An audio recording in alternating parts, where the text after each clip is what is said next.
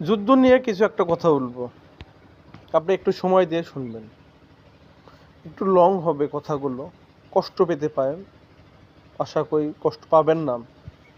দেখেন, যুদ্ধে যা দুইজন ব্যক্তি লাভ হয়, যে যুদ্ধ লাগায় এবং যে যুদ্ধ বিনিয়োগ করে।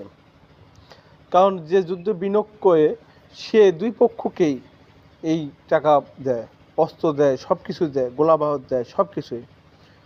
এক পক্ষ জিতলেই হলো, তার সব কিছুই।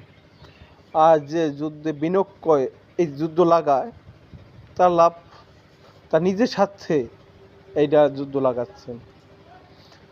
যুদ্ধ কখনোই মানুষের কল্যাণ আনে না।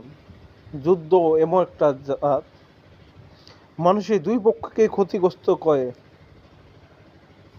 আপনি একটা চিন্তা করেন, নেতার সন্তান কিন্তু মারা যায় না, মারা যাকে গরিব দুঃখী চাষা যে সন্তান।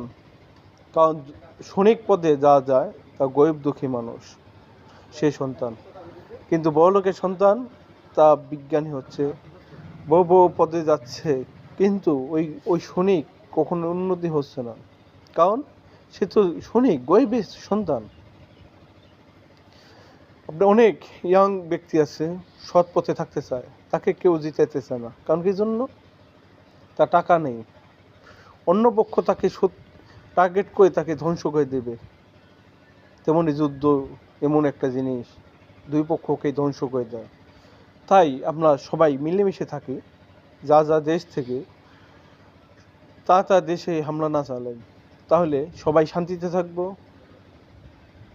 সবাই, প্রত্যেকটা দেশ কিন্তু সব কিছু নাই, একে অন্যকে সাহায্য করে, এভাবেই দেশকে এগিয়ে নিয়ে যায়। ভালো থাকবেন সবাই।